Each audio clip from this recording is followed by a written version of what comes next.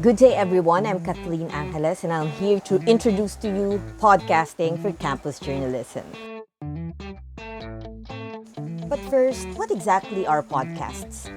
How different is this from a typical radio program? Cambridge Dictionary defines podcast as a radio program that is stored in a digital form that you can download from the internet and play on a computer or on an MP3 player.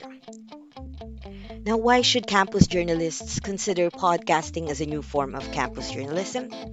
Quick Start Podcast says that podcasts are convenient, portable, and not restricted by time. Listeners can listen to it anytime and anywhere as long as they have a smartphone and internet, unlike with radio programs that follow strict airing schedules. Podcast content may also be personalized according to the profile of your listeners. In podcasts, the audience also get a feeling that the speaker is talking directly to them. Unlike radio programs, however, podcasts do not cost much to produce. I will discuss how this is so later on. Now, let's talk about the production process. Step 1 is choosing the genre and preparing your content. Focus on something you and your team are both knowledgeable and passionate about. It is also important to choose a topic to which your audience can relate. After all, the podcast is also about them. Lastly, think about contents that you can serialize, as podcasts are usually serial in nature. When preparing your content, you must also make sure to follow ethical reporting as you would when you research for any news or feature article. The step 2 of the production process is writing your script. To do so, you must take note of the essential parts of a podcast. The first part is the introduction, which tells the listeners who the producers are and why they should listen to your podcast. This is immediately followed by the main content, which takes the longest portion of your airtime as it composes the body of your program. Your script should always end with an outro, which directs your listeners to a specific call to action related to your program, such as subscribing, tuning into the next show, sharing your program on social media, etc. Step 3 in the production process is choosing good sound effects and background music.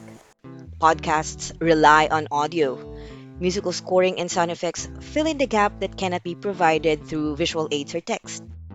Step 4 of the production process is the recording. You do not need high-end equipment to record your audio materials. You only need a mobile phone with voice recorder or a computer with microphone. You would also need audio editing applications and video editing apps when you wish to upload your content on Facebook or YouTube. As students who are undergoing distance learning, chances are you would be recording solo in your room or over Zoom if you're doing an interview, dialogue, or skit. Record in a quiet room. Every time you produce a recording, label it right away. This will come in handy during editing. And when you make a mistake, pause and simply reread from the sentence that you read incorrectly. For group recording over video conferencing app, make sure that there is a director who will check voice quality and ask the voice actors to repeat in case of network errors. The last step in the production process is editing, mixing, and scoring. When editing, the first thing to do is to check the quality of all your audio materials. Particularly, you must check for and remove unnecessary background noise using your audio editing app. It is also important to remove long dead air or any errors made by the voice actor or speaker. Once the audio materials are polished, you may now put all of them together. This is the part where you make sure that the timing is correct, the musical scoring and sound effects are added in, and that the volume of the voice is louder than the background music. The editor must also check if there are any overlapping audio materials. Once put all together, have a group of people who would screen your material, ask for possible points for improvement, and revise accordingly.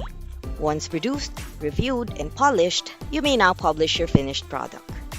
The most popular platform where podcasts may be published is Spotify and Apple Music, and there are materials online on how you may publish in these platforms.